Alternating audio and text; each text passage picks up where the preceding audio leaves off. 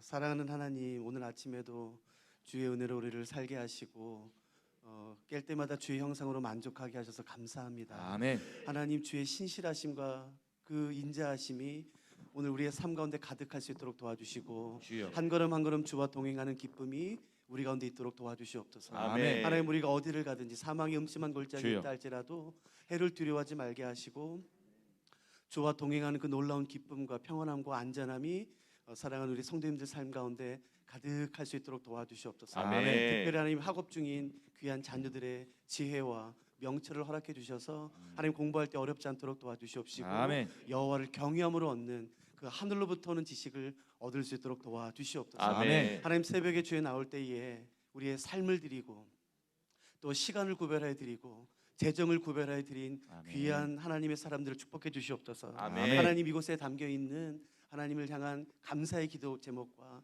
눈물의 기도 제목을 하나님 헤아려 주셔서 감사가 더욱더 깊어지고 더욱더 주여. 풍성해질 수 있도록 도와주시며, 아멘. 남물 흘리는 그 눈물의 기도 제목이 주 예수 그리스도로 말미암아 들은 바 되고 또 해결 받은 바 될 수 있도록 축복하여 주시옵소서. 아멘. 감사합니다. 사랑하는 예수 그리스도의 귀하신 이름으로 함께 기도드렸습니다. 아멘.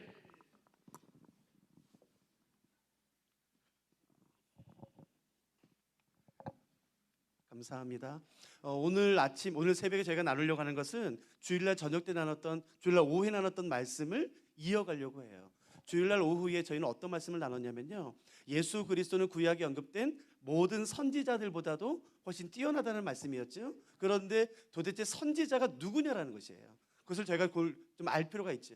오늘 새벽은 사실 새벽에는 대개 이제 좀 말씀에 대한 좀 이해가 있으신 분들이 더 많이 오세요. 맞죠? 아멘. 그래서 저희가 더 일반적인 설교 시간보다는 그냥 좀 아시는 분들, 관심 있으신 분들을 대상으로 제가 말씀을 좀 준비했어요. 사람을 만나서 이야기하거나 상담하러 온 사람들과 이야기하다 보면 깜짝깜짝 놀랄 때가 있습니다. 그건 바로 뭐냐면은, 이름은 하나님이에요. 이름은 예수님인데 성경에 전혀 언급하지 않는 것을 믿는 사람들이 있어요. 성경에 전혀 언급이 없어요. 그냥 사람들이 만들어낸 거예요. 그냥 상식이, 어떤 종교가. 성경에는 그런 말이 전혀 없어요. 근데 마치 그게 성경에서 말하는 것처럼 믿고 지금까지 그렇게 살았던 사람들이 있어요.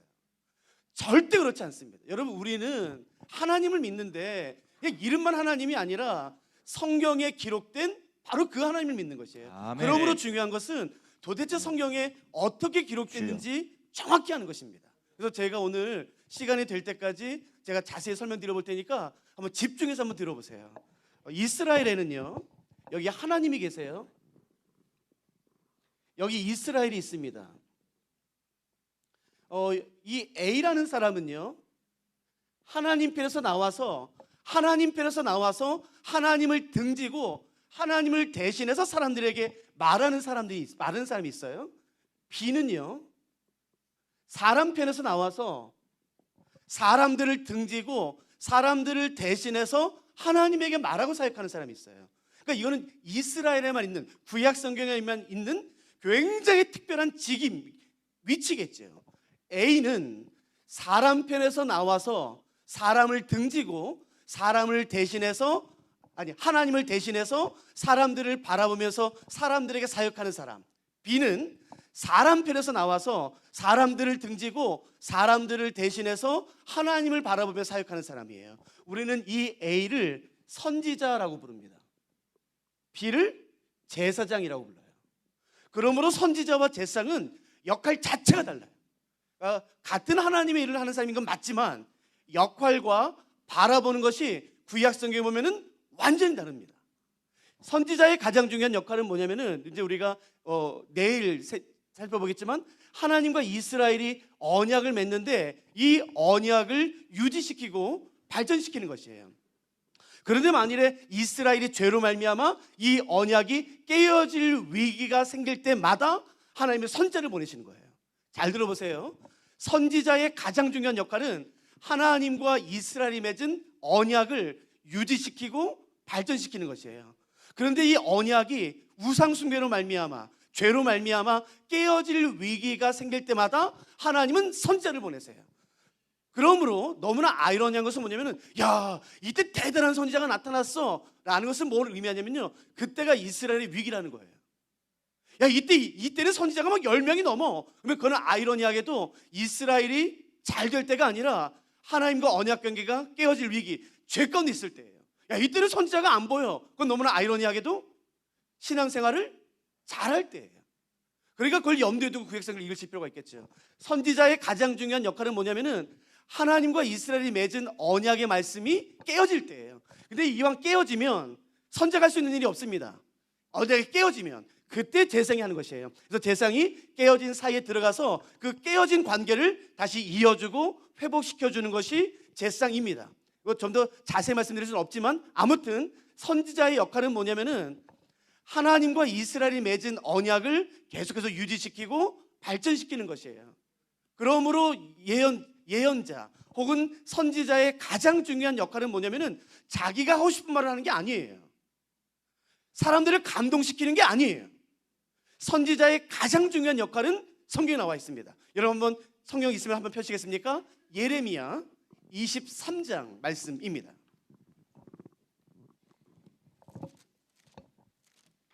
예레미야 23장, 구약성경 1087쪽쯤에 있습니다. 예레미야 23장 18절 말씀을 잠깐 보시겠습니까? 여기에 그러니까 예레미야 23장은 선지자가 어떤 사람인지, 그러니까 예언자, 선견자가 어떤 역할을 감당하는 사람인지 아주 정확히 잘 나와 있지요. 말씀에 제가 예레미야 23장 18절 말씀을 읽어볼 테니까 한번 눈여겨보세요. 제가 읽겠습니다. 누가 여호와의 회의에 참여하여 그 말을 알아들었으며 누가 귀를 기울여 그 말을 들었으랴. 여러분, 선지자의 가장 중요한 역할은 뭐냐면은 어전회의예요. 그러니까 왕의 회의, 하나님의 결정하는 회의에 직접 참석해서 하나님이 어떤 일에 대해서 어떤 절차를 거쳐 어떤 결정을 내리는지를 직접 참여하여 보고 들은 것을 사람들에게 전하는 사람이에요. 그러니까 자기가 말하고 싶은 것을 말하는 것이 아닌 것이에요. 하나님께서 전하라고 맡겨주신 말씀을 전하는 사람이 예언자겠죠. 여러분 32절 말씀도 보시겠습니까? 여호와의 말씀이니라. 보라, 거짓 꿈을 예언하여 이르며 거짓과 헛된 자만으로 내 백성을 미혹하게 하는 자를 내가 치리라. 내가 그들을 보내지 아니하였으며 명령하지 않았어요. 하나님께서 말씀을 맡기지 않았어요. 근데 자기 마음대로 전하는 것이에요. 그러므로 특별히 말씀 전하는 사람, 목사, 신학생들 진짜 두려워야 되는 것이에요. 내가 하고 싶은 말 하는 것이 아닌 것이에요. 하나님께서 전하라고 맡겨주신 말씀을 전하는 사람이 목사고 선지자고 여러분 말씀 사역자가 되는 것이에요. 아멘. 감동이 아닌 것이에요. 여러분, 사람에게 감동 주려고 하면은 말씀을 왜곡하게 돼 있어요. 감동을 주는 게 아니라 하나님께서 전하라고 맡겨주신 말씀을 전하는 것, 그것이 가장 중요하죠. 아멘. 우리는 예언, 선지자가 하는 것을 우리는 예언이라고 말하는데요. 여러분 잠깐 보세요. 예언 하면 우리는 항상 어떤 생각이냐면요, 앞으로 일어날 일을 미리 말하는 것. 아유, 내년에 결혼해 못해. 내년에 어떻게든 직장 될 것 같아, 안 될 것 같아 라고 앞으로 일어날 일을 마치 점쟁이처럼 미리 말하는 것을 우리는 예언, 예언가, 예언자라고 말하는 경우가 있어요. 근데 그러지 않습니다. 여러분, 예언할 때 여러분 한문이 익숙하세요? 영어가 익숙하세요? 한글이 익숙하시죠? 여러분 보세요. 이 예언의 예자를 한문으로 이렇게 쓸 수가 있겠죠? 예언, 미리 예자예요. 여러분 이렇게 쓰지 않습니다. 예언할 때는 어떤 예언을 쓰냐면요, 이 예자를 써요. 비슷하죠? 다릅니다. 이것은 미리 예자, 이것은요 맡길 예자예요. 그래서 이 다음에 가장 많이 쓰는 단어가 이거죠. 예금 할 때 예자예요. 그러니까 예자는, 예언이라는 것은 앞으로 일어날 일을 점치듯이 미리 말하는 게 아니라 예언의 가장 중요한 성경적인 의미는 하나님께서 전하라고 맡겨주신 말씀을 그대로 전하는 것이에요. 그러므로 우리는 하나님의 말씀을 들어야 되는 것이에요. 여러분 유튜브 나중에 설교 자꾸 보지 마세요. 여러분이 속해 있는 교회에 담임 목사님과 여러분의 속해 있는 교회 공동체 목사님이 전해준 말씀에 집중하세요. 아멘. 저는 목사예요. 여러분, 저는 목사. 저는 교회에서 설교할 때에 그 성도님들이 하나님이 어떤 말씀을 주길 원하시는지를 일주일 내내 묵상하고 기도하고 묵상하고 기도하고 그래서 그 말씀을 전하는 것이에요. 왜 다른 사람에게 전해준 말씀을 듣습니까? 하나님이 이번 주에 우리 목사님을 통해 나에게 어떤 말씀을 전해주시나 그 말씀을 들어야죠. 잘 보세요. 예언은 점치듯이 앞으로 일어날 일을 미리 말하는 것이 아니라 하나님께서 맡겨주신 말씀을 전하는 것이 첫 번째예요. 아멘. 그러나 잘 보세요. 구약 성경에는 17권의 선지서가 있죠. 39권의 구약 성경 가운데 17권이 선지서인데 이 선지서에 나오는 예언의 말씀을 단 한 구절도 빠지지 않고 학자들이 모두 다 뽑았어요. 단 한 구절도 빠지지 않고. 이건 이미 학자들이 다 해놓은 작업들이에요. 그래서 그걸 다 분석해 봤더니 굉장히 재미있는 결과가 나왔어요. 그 17권 선지서, 이사야, 예레미야, 호세야, 아모스, 요엘, 하박국, 말라기, 그 모든 선지서에 언급된 말씀을 다 뽑아서 통계를 냈더니 그 중에 약 92%가 현재 일이에요. 그리고 7%가 앞으로 일어날 미래 일이에요. 그리고 1%가 메시아 예언이에요. 그러니까 사실은 앞으로 일어날 일을 말하기도 해요.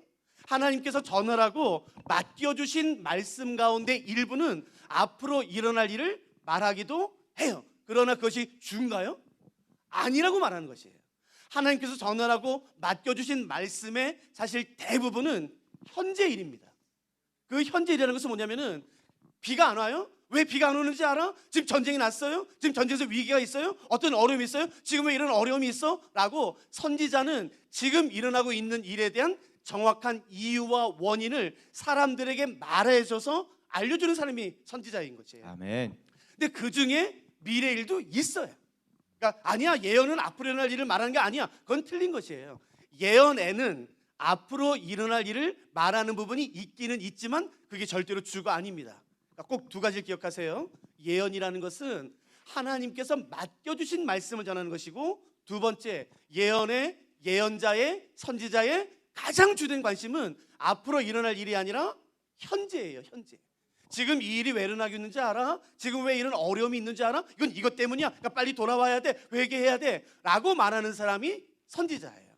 선지자의 가장 주된 관심은 미래가 아니라 현재라고 말씀을 드렸죠. 왜일까요? 제가 한번 설명드려 볼 테니까 한번 들어보세요. 제가 말이 빨라서 죄송해요. 제가 오늘 아침에 다루고 싶은 게 좀 많아서요. 보세요. 현재, 오늘이라고 말할 수가 있겠죠. 구약 성경에 보시면 현재, 히브리서도 동일합니다. 오늘을 굉장히 강조해요. 제가 연구했을 때 유일한 제 아내와 취미가 한 달에 한 번씩 비디오, DVD를 사서 영화 보는 거예요. 그때 봤던 영화 중에 한국에 들어왔는지 모르겠지만 한번 타임머신이라는 타임머신과 관련된 어떤 영화가 있었거든요. 한번 들어보세요. 어떤 과학자가 애인을 만나요. 공원에서 잘 차려입고 애인을 만나요. 근데 애인이 이렇게 오는데 얼마나 기쁜지 모르겠어요. 근데 수풀에 강도가 숨어 있다가 그 애인의 가방을 빼앗으려고 하다가 실갱이 버리다가 죽여요. 그 남자가 깜짝 내 앞에서 죽은 거예요. 나를 만나러 오다가. 얼마나 충격적이었겠습니까? 그래서 신음에 빠져요. 그래서 내가 생각해, 내가 타임머신 만들어야지. 그래서 다시 돌아갈 거야. 그래서 타임머신을 만들어요. 어디로 돌아갔겠습니까? 그 여자를 만나기 몇 분 전으로 돌아가요. 그래서 먼저 공원에 가요. 여자가 와요. 이번엔 안 기다립니다. 얼른 가요. 잠깐만, 오지 마. 저기 뒤에 수풀에 강도 있어. 강도가 깜짝 놀라. 내가 거기는 어떻게 알았나? 그래서 이 남자가 여자를 데리고 수풀을 지나서 다른 곳으로 갑니다. 안 죽었어요. 우후! 그래서 길을 건너려고 하다가 길을 건너다가 차에 쳐서 여자가 죽어요. 응? 다시 현재로 와서 다시 시간을 조절해서 다시 과거로 가요. 여자를 만나는 공원에 갑니다. 여자를 만나. 오지 마세요. 여기 뒤에 수풀을 강도 있어요. 그래서 지나가요. 그래서 말합니다. 잠깐만. 3초만 있다 가요. 차가 지나갈 거예요. 정말 차가 지나가요. 차가 지나간 다음에 길을 건너요. 길을 건너다가 위에서 뭐가 떨어져서 죽어요. 100번을 갔는데 100번 다 죽어요. 그래서 남자가 이상해요. 아니 내가 이 여자가 어떻게 죽는지 알아서 내가 그때로 갔는데 왜 여자가 계속 죽는 건가? 그때 친구가 아주 유명한 말 합니다. 너는 절대 과거로 돌아간다 할지라도 과거를 바꿀 수는 없다. 왜? 지금 너의 모든 모습은, 네가 이 타임머신을 만들기로 결정한 것도, 이 모든 너의 지금의 모습은 과거의 결과이기 때문이야 라고 말하는 것이에요. 잘 들어보세요. 현재란 무엇이냐면은 내가 지금까지 살아온 모든 과거의 결과예요. 여러분, 나는 지금 왜 이런 모습인가요? 나는 왜 이렇게 말을 하나요? 지금 나의 생각과 내 모든 삶의 현주소, 모습은 지금까지 살아온 과거의 결과예요. 그러므로 지금 못 바꿉니다. 지금 내가 생각하는 것, 지금 나의 모든, 내 지금 현재의 모든 모습은 지금까지 살아온 과거의 결과이기 때문에 지금은 못 바꿔요. 그러나 동시에 현재는 뭐냐면은 앞으로 살아갈 미래의 원인이에요. 내가 앞으로 살아가게 될 미래의 원인이 되기 때문에 나는 지금 내가 살아온 과거의 결과로 말미암아 바꿀 수는 없지만 지금 바꾸면 나의 미래가 달라지는 것이에요. 그래서 선지자들은 지금을 강조하는 것이에요. 아멘. 잘 들어보세요. 이 현재, 오늘이라는 것에는 이중성이 있어요. 두 가지의 모습이 지금까지 살아온 결과이기 때문에 지금 나의 모습은 바꿀 수 없어요. 똑같아요. 그러나 동시에 지금은 어떤 의미가 있냐면요, 앞으로 내가 살아갈 미래의 원인이 돼요. 그러므로 지금 내가 결정하면, 지금 나의 삶을 바꾸면 지금 바뀌는 게 아니라 나의 앞으로의 미래가 바뀌는 것이에요. 아멘. 여러분, 나의 1년 뒤의 모습은 1년 뒤에 결정이 되는 게 아니라 지금 결정이 돼요. 아멘. 나의 10년 뒤의 모습은 10년 뒤 그제서 결정되는 게 아니라 지금 결정되는 것이에요. 아멘. 아멘. 여러분, 공부 하나도 안 하고 계속 노는 사람이 어떻게 서울대 갑니까? 그건 불가능한 것이에요. 기도한다고 서울대 가는 게 아니에요, 여러분. 지금 노란데 어떻게 갑니까?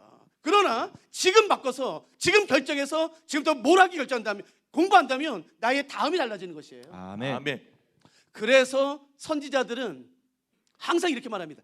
지금이 은혜 받을 때다. 지금이 돌이킬 때다라고. 아멘. 호세아서나 수많은 선지자들이 말하는 이유는 뭐냐면은 너무나 아이러니하게 미래를 바꾸기 위해 지금을 강조하는 것이에요. 아멘. 나의 내일은 어디에 담겨 있다고요? 지금. 여러분, 그러니까 지금 결정하는 것이에요. 아멘. 아멘. 아니, 내일이야, 아니야, 내가 그래서 그래도 오늘 저녁 때 사경회 때 내가 그때 결심할 거야, 내가 그때, 아니요, 그건 다 늦는 것이에요. 지금 돌이키면 나의 내일, 나의 1년 뒤, 나의 10년 뒤가 바뀌기 때문에 그런 것이에요. 그러므로 아멘. 히브리서 안에서도 오늘이라 일컬음을 얻을 때에 너의 마음을 완악하게 하지 말아라 라고 강조하는 이유는 바로 선지서의 이런 이유 때문에 그렇습니다. 선지서와 관련돼서 중요하게 살펴봐야 될 또 하나의 주제는 뭐냐면은, 선지서에서는 이스라엘 백성들의 멸망의 원인을 죄라고 말합니다. 어디든. 근데 그 죄에 더 근본적인 원인이 있다라고 17권의 선지서 가운데 5권이 말해요. 잘 들어보세요. 나라가 멸망했어요. 주전 586년에 바벨론의 느부갓네살에 의해서. 그 나라의 멸망의 원인은 죄입니다. 그런데 구약 성경 가운데 오직 5권이 그 죄의 원인이 무엇인지를 말합니다. 이사야, 예레미야, 에스겔, 호세야, 말라기. 이 5권이요. 그리고 그 죄의 원인이 무엇인지를 정확히 짚는데, 그 죄의 원인은 뭐냐면 바로 마음이에요. 마음. 그 마음이 바뀌지 않았어요. 내 마음이 근본적인 원인이라고 선지서를 말하는 것이에요. 그래서 우리가 시간이 된다면 아마 오늘 저녁이나 내일이나 아마 시간이 된다면 이 부분을 좀 더 다루고 싶습니다. 어떻게 하면 우리 마음을 다룰 수 있는지. 선지서에서 중요하게 다뤄야 되는, 그래서 오늘 이 주제 때문에 제가 빨리 달려왔는데요, 선지서에서 다뤄야 되는 아주 중요한 주제 중에 하나는 뭐냐면은 가문에 흐르는 저주예요. 1990년대, 2000년대까지 한국 교회의 가문에 흐르는 저주라는 주제가 휩쓸었어요. 갈 때마다 질문해요. 가문에 흐르는 저주. 도대체 가문에 흐르는 저주는 무엇이고, 가문의 저주라는 것은 실제로 존재하는 것인가? 라는 것을 우리 오늘 살펴보려고 합니다. 따라오셨죠? 네. 제가 답을 내지 않겠습니다. 성경을 읽겠습니다. 여러 구절들을. 그러니까 여러분들이 직접 성경 구절들을 확인하시고, 이건 밑줄을 그어 놓으세요. 표시해 두세요. 그리고 정말 성경에서 말하는 게 무엇인지를 여러분이 답을 찾으세요. 자, 준비되셨죠? 예레미야애가 5장입니다. 예레미야 바로 다음에 예레미야 애가가 있고 예레미야 애가 5장입니다. 이건 천천히 갈 겁니다. 여러분, 제가 아침에 여러 구절들을 살펴볼 거거든요.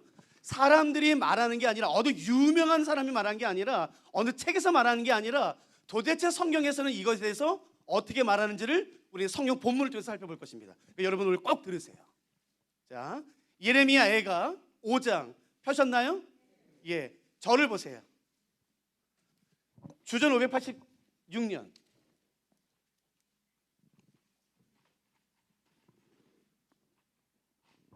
주전 586년 예루살렘 성과 성전이 무너집니다.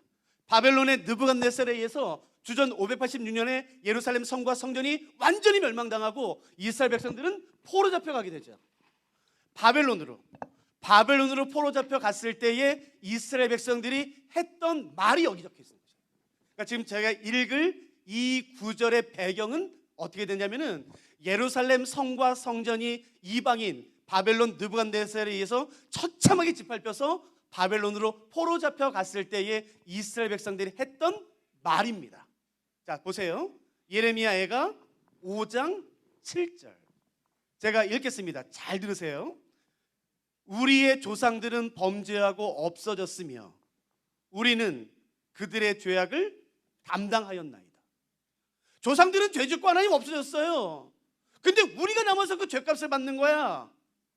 그러니까 우리가 멸망당한 이유는 나 때문이에요? 조상 때문이에요? 조상 때문이라고 말하는 것이에요. 아니, 뭐 억울합니다. 왜 우리한테 그렇게 대하세요? 죄진 사람은 조상인데 왜 조상의 죄를 우리한테 갚으십니까? 조상들은 죄를 범죄하고 없어졌으며 우리는 그 죄값을 감당합니다 라고 억울해서 하는 말이에요. 그래서 이 사람들이 바벨론으로 포로 잡혀가서 했던 아주 유명한 속담이 있습니다. 우리가 다 아는 에스겔 18장, 예레미야 바로 다음이 에스겔이죠.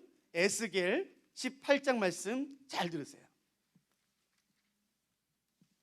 이렇게 말하면서 바벨론으로 포로 잡혀갔던 사람들이 실제로 바벨론에 도착하자 이렇게 속담을 만들어냅니다. 이 속담이 무슨 의미인지 여러분 잘 생각해 보세요. 에스겔 18장 2절 말씀입니다. 제가 읽겠습니다. 2절. 너희가 이스라엘 땅에 관한 속담에 이르기를 아버지가 신포도를 먹었으므로 그의 아들의 이가 시다고 함은 어찌 됨이냐. 여러분, 신포도를 먹은 사람은 누구예요? 근데 이빨이 신 사람은 누구예요? 똑같은 거예요. 하나님 억울합니다. 아니, 잘못은 조상이 했잖아요. 우리 아버지, 할아버지, 조상들이 잘못했지 않습니까? 근데 왜 하나님은 죄값을 우리한테 무시는 거예요? 라고 억울한 마음에 바벨론에 포로 잡혀가서 유행했던 아주 속담이 이 말이에요. 아버지가 신포도를 먹었으므로 그의 아들의 이빨이 시다. 여기서 나온 게 가문의 저주입니다. 가문에 흐르는 저주. 여러분, 한 번쯤은 다 들어봤을 거예요. 여러분, 이게 맞나요? 도대체 이게 맞냐라는 거예요. 정말 성경에 나와요. 이게 맞는가를 이제 한번 살펴보겠습니다. 자, 준비되셨죠? 많이 찾아보겠습니다. 바로 다음 18장 3절입니다. 이 말씀에 대해서 하나님이 어떻게 말씀하시는지 여러분이 직접 살펴보세요. 에스겔 18장 3절 말씀 제가 읽겠습니다. 주 여호와의 말씀이니라. 내가 나의 삶을 두고 맹세하노니. 여러분, 이런 표현을 하나님이 잘 안 쓰세요. 하나님이 내가 맹세해, 내가 내 삶을 걸고 맹세하는 거야 라는 말씀을 잘 안 하세요. 이건 굉장히 중요한 말씀이겠죠. 주 여호와의 말씀이니라. 내가 나의 삶을 두고 맹세하노니 너희가 이스라엘 가운데서 다시는 이 속담을 쓰지 못하게 되리라. 여러분, 그 앞에서 아이고 하나님 억울합니다. 아버지가 신포도를 먹었는데 제 이빨이셔요. 조상들이 죄를 범한 사람은 조상인데 우리가 그 죄를 감당합니다. 억울합니다 라고 말하지 않으면 바로 말해요. 바로 그 다음 절에 니네 그런 말 하지 마. 왜 그딴 말 하는 거야? 라고 바로 말씀하세요. 그러니까 가문에 흐르는 저주를 믿는 사람들은 에스겔서 18장 2절까지만 읽어요. 3절은 안 읽어요. 절대 인용하지 않습니다. 왜냐하면 그 다음 절에서 다 뒤집어 엎어요. 그래서 하나님은 4절부터는 예를 들어 드립니다. 여러분 4절부터 제가 읽어드릴게요. 보세요. 모든 영혼이 다 내게 속한지라 아버지의 영혼이 내게 속함 같이 그의 아들의 영혼도 내게 속하였나니, 이 다음에 중요하죠. 범죄하는 그 영혼이 죽는 것이에요. 그래서 18장 5절부터 9절에 예가 나옵니다. 잘 보세요. 잘 따라오셔야 됩니다. 5절, 사람이 만일 의로워서 정의와 공의를 따라 행해요. 여러분 여기 A라는 사람이 나와요. 이 사람은 의인이에요. 맞죠? 예. 5절 보세요. 사람이 만일 의로워서 정의와 공의를 따라 행하며 산 위에서 재물을 먹지도 않고 우상에게 눈을 돌리지도 않아요. 여러분 9절, 내 율례를 따르며 내 규례를 지켜 진실하게 행할진대 그는 의인이니 반드시 살리라. 되죠? 네, 이거는 뭐 중요하지 않아요. 자, 그 다음에 중요합니다. 10절부터 13절. 자, 10절 잘 보세요. 10절, 가령 그가 아들을 낳았다 하자. 여기서 그는 누굴까요? 앞에 말했던 의인이지요? 여기 저 보세요. 5절부터 9절에서 의인이 나와요. 됐죠? 그리고 10절에서 이렇게 말합니다. 가령 그가 아들을 낳았다 하자. 그러니까 그는 누구예요? 의인이에요. 그러니까 여기서 말하는 것은 A의 아들이에요. 그러니까 의인의 아들입니다. 근데 이 의인의 아들이 의로운지 죄인인지 이제 한번 보시죠. 자, 10절, 가령 그가 아들을 낳았다 하자. 그 아들이 이 모든 선은 하나도 행하지 아니하고 이 죄악 중 하나를 범하여 강포하거나 살인하거나 산 위에서 재물을 먹거나 이웃의 아내를 더럽히거나 가난하고 궁핍한 자를 학대하거나 강탈하거나 빚진 자의 저당물을 돌려주지 아니하거나 우상에게 눈을 들거나 가증한 일을 행하거나 별일을 위하여 꾸어주거나 이자를 받거나 할진대 그가 살겠느냐? 자, 의인의 아들은 죄인이에요, 악인이에요? 아버지는 의로워요.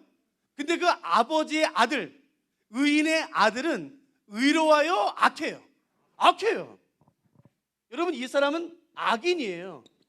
아버지는 비록 의인이지만 그의 아들은 악해요. 보세요. 13절, 별일을 위하여 꾸어주거나 이자를 받거나 할진대 그가 살겠느냐? 결코 살지 못하리니 이 모든 가증한 일을 행하였은즉 반드시 죽을지라. 자기의 피가 자기에게로 돌아가리. 아이고 하나님, 우리 아버지가 의롭습니다, 우리 아버지가 의인이에요 라는 것을 절대 수용하지 않습니다. 아버지가 아무리 의로워도 그의 아들이 악을 행하면 심판받습니다. 여기 따라오셨어요? 여기서 말하려고 하는 것은 이제 이 다음이에요. 14절부터 18절이에요. 제가 A의 아들을 B라고 할게요. 자, 잘 보세요. A는 의롭나요? B는요? 악해요. 아버지는 의롭고 아들은 악해요. 근데 이 사람이 이제 아들을 낳나 봐요. 14절 보세요. 14절. 여기서 말하는 핵심 여기입니다. 또 가령 그가 아들을 낳았다 하자. 자, 이것은 B의 아들이죠. 그러니까 A에게는 손자가 되는 것이에요. 자, 이 B의 아들은 악할지 의로울지 한번 보실까요? 14절. 또 가령 그가 아들을 낳았다 하자. 그 아들이 그 아버지의 행한 모든 죄를 보고 두려워하여 그대로 행하지 아니하고 산 위에서 재물을 먹지도 아니하며 이스라엘 족속의 우상에게 눈을 들지도 아니하며 이웃의 아내를 더럽히지도 아니하며 사람을 학대하지도 아니하며 저당을 잡지도 아니하며 강탈하지도 아니하고 줄인 자에게 음식을 주며 벗은 자에게 옷을 주며 손을 금하여 가난한 자를 압제하지 아니하며 별리나 이자를 받지 아니하며 내 규례를 지켜 내 율법을 행할진대. 자, 이 사람은 B의 아들은 의로워요, 악해요? 의로워요. 아버지는 비록 악인이었었어요. 아버지는 비록 세상에서 가장 악랄한 악한 사람이었지만 그의 아들은 의로웠어요. 어떻게 될지 보세요. 17절. 손을 금하여 가난한 자를 압제하지 아니하며 별리나 이자를 받지 아니하며 내 규례를 지키며 내 율례를 행할진대 이 사람은 그의 아버지의 죄악으로 죽지 아니하고 반드시 살겠고. 18절 보세요. 그의 아버지는 심히 포악하여 그 동족을 강탈하고 백성들 중에서 선을 행하지 않았으므로 그는 그 죄의 이유로 죽는 거예요. 20절 밑줄 그세요. 범죄하는 그 영혼은 죽을지라 아들은 아버지의 죄악을 담당하지 아니할 것이요 아버지는 아들의 죄악을 담당하지 않습니다. 이게 성경에서 하는 말씀이에요. 아이고 이거는 저기 선지서잖아. 아이 모세오경이 중요하지. 그럼 모세오경 보세요. 신명기 24장입니다. 다 보세요. 신명기 24장. 제가 여러분 원하시는 만큼 성경 찾아드릴 수 있어요. 신명기 24장. 여러분 이것도 밑줄 그으세요. 제가 이거를 강조하는 이유를 조금 이따 설명드릴 거예요. 신명기 24장 16절 말씀. 제가 읽을 테니까 눈여겨보십시오. 신명기 모세 오경 중에서도 핵심이죠. 신명기 24장 16절 말씀 제가 천천히 읽겠습니다. 구약성경 299쪽쯤 다 찾으셨죠? 예, 제가 종이 넘긴 소리가 멈췄으니까 제가 읽겠습니다. 아버지는 그 자식들로 말미암아 죽임을 당하지 않을 것이요 자식들은 그 아버지로 말미암아 죽임을 당하지 않을 것이니 각 사람은 자기 죄로 말미암아 어떻게 되나요? 각 사람은 자기 죄로 말미암아 죽는 것이에요. 그러니까 가문에 흐르는 저주는 있나요, 없나요? 없어요. 여러분 없어요. 아이고 네. 우리 부모님이요 우상 숭배했었어요. 절 만들었어요. 그러니까 내가 언젠가는 한 개 심판받을 거. 여러분 그딴 말 하시면 안 돼요. 절대로 그런 말 하시면 안 됩니다. 하는 그런 분이 아니신 거예요. 그럼 어떻게 되나? 그건 제가 좀 이따 설명드릴게요. 제가 예를 더 들어드릴까요? 민수기 16장. 앞으로 좀만 더 가세요. 여러분 성경에 이런 예들이 넘칩니다. 민수기 16장. 민수기 16장은 우리가 너무너무 잘 아는 유명한 사건이죠. 모세와 함께 광야에 있었던 이스라엘 백성 가운데 있었던 고라의 반란이죠. 잘 보세요. 민수기 16장 1절과 2절 제가 읽을 테니까 잘 보세요. 레위의 증손 고핫의 손자 이스알의 아들 고라와 르우벤 자손 엘리압의 아들 다단과 아비람과 벨렛의 아들 온이 당을 짓고 2절이 중요합니다. 이스라엘 자손 총회에서 택함을 받은 자 곧 회중 가운데서 이름 있는 지휘관 250명과 함께 일어나서 모세를 거스릅니다. 그래서 어떻게 되나요? 250명이 한 번에 죽어요. 35절 보세요. 31절부터 보셔야 되겠는데 16절 31절 제가 빨리 읽겠습니다. 그가 이 모든 말을 마치자마자 그들이 섰던 땅바닥이 갈라지니라. 땅이 그 입을 열어 그들과 그들의 집과 고라에게 속한 모든 사람과 그들의 재물을 삼키매 35절 여호와께로부터 불이 나와서 분향하는 250명을 불사릅니다. 땅이 갈라져서 이 사람이 한꺼번에 죽어요. 고라의 반란 기억하세요? 되셨죠?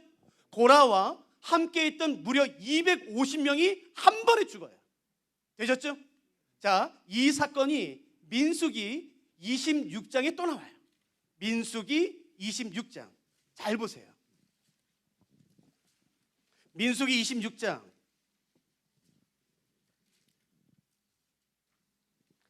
10절 말씀 읽어드릴 테니까 잘 보셔야 됩니다. 제가 읽어도 되겠죠? 민수기 26장 10절 땅이 그 입을 벌려서 똑같죠? 그 무리와 고라를 삼키매 그들이 죽었고 당시의 불이 250명을 삼켜 징표가 되게 하였으나 11절 밑줄 그으세요. 11절 고라의 아들들은 어떻게 됐나요? 죽지 않았어요. 성경이 그렇게 기록됐어요. 근데 우리는 안 믿습니다. 여러분 제가 이 설교를 여러 번 했거든요. 근데 사람들이 아니야. 하나님이 아니야.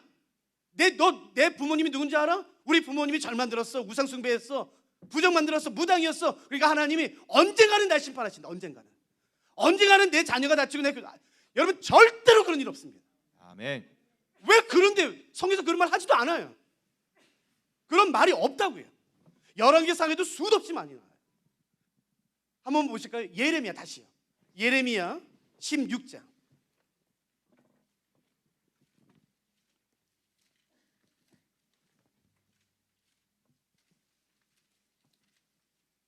예레미야 16장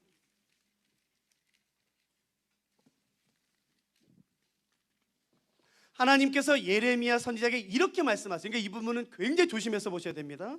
예레미야 16장 10절 말씀부터 천천히 읽어드릴 테니까 이해가 되나 보세요. 예레미야 16장 10절부터 제가 천천히 읽겠습니다. 내가 예레미야입니다. 이 모든 말로 백성에게 말할 때에 그들이 너희에게 묻기를 여호와께서 우리에게 이 모든 큰 재앙을 선포하시면 어찌 됨이며 우리의 죄악은 무엇이며 우리가 우리 하나님 여호와께 범한 죄는 무엇이냐. 예레미야 이리 와봐. 네가 사람들에게 내 말을 전할 때 사람들이 물어볼 거야. 도대체 하나님 왜 이러십니까? 우리 죄가 뭡니까? 왜 우리 죄가 뭔데 하나님한테 우리 이렇게 하십니까? 라고 물어볼 거야. 그러면 예레미야야 이렇게 답해. 바로 그 다음 절이에요. 자, 11절. 너는 그들에게 대답하기를, 맞죠? 너는 그들에게 대답하기를 여호와께서 말씀하시되, 잘 들어보세요.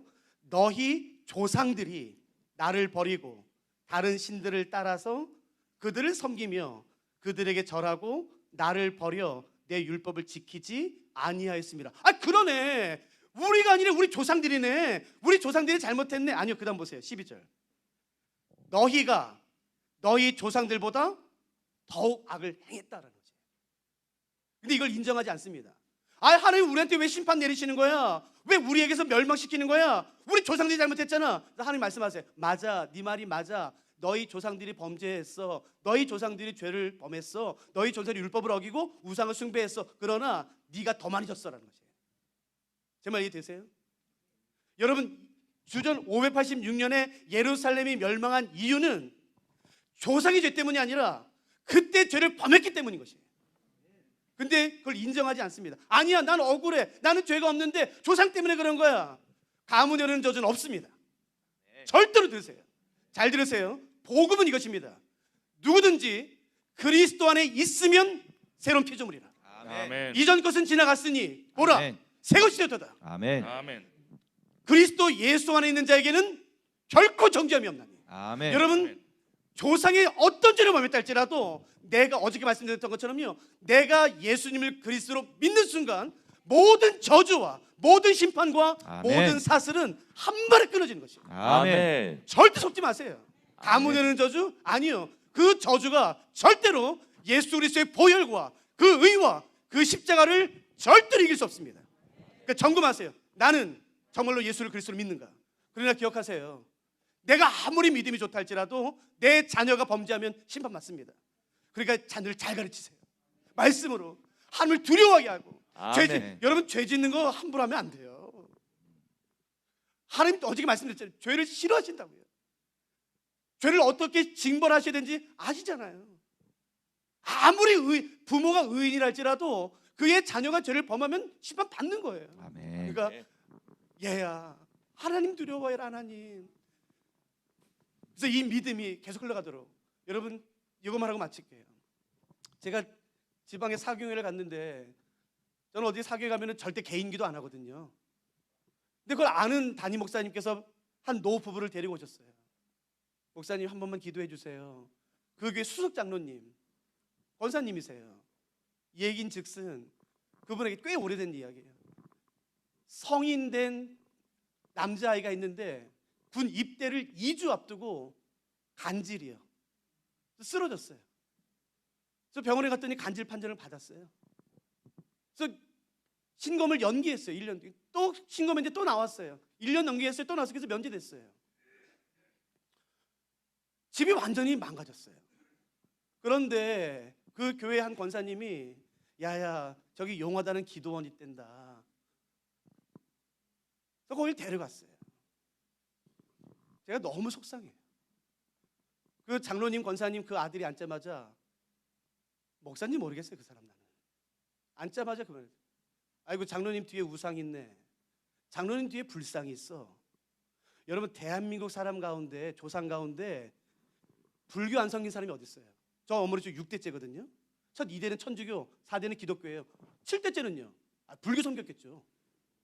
여러분, 대한민국 조상 가운데 불교 안 섬긴 사람이 어디 있습니까? 아이고, 장로님 뒤에 불상 있어. 그것 때문이야. 여러분, 그러고 나서 집에 왔는데요, 그 장로님이 얼마나 경건하신 분이냐면, 권사님이랑요, 매일마다 새벽 예배 드리면서 경건하게 살려고 몸부림치시는 분이에요. 그리고 새벽 예배 드리고 와서 집에서 그 아이 자고 있으면 머리맡에 손 얹어놓고 기도하고, 그리고 출근하시는 분입니다. 그 기도원 갔다 온 그 다음 날 장로님이 자고 있는 아이 방에 몰래 들어가서 손을 얹어놓고 기도하려고 하는데 얘가 뿌리쳤어요. 아빠 뭐야?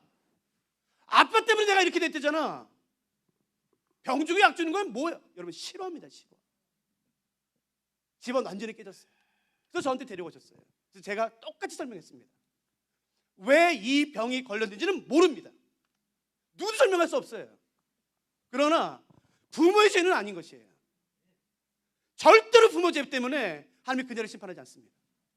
누구든지 그리스도 안에 있으면 새로운 피조물이에요. 아멘. 그 다음 말씀이 뭐예요? 이전 것은 지나갔으니 봐라 새 것이 되었도다. 아멘. 저주에 묶이지 마세요. 여러분 아무리 내 뭐 얼굴 그려놓고 내 인형 만들어놓고 저주를 걸고 사슬을 건다 할지라도 절대로 그 저주와 사슬과 심판이 예수 그리스도의 보혈, 나를 감싸고 있는 내게 주어진 예수 그리스도의 의와 보혈과 그 이름을 절대 들을 수 없어요. 아멘. 두려워하지 마세요. 그러니까 오늘 살 때에 평안함 가지고 사십시오.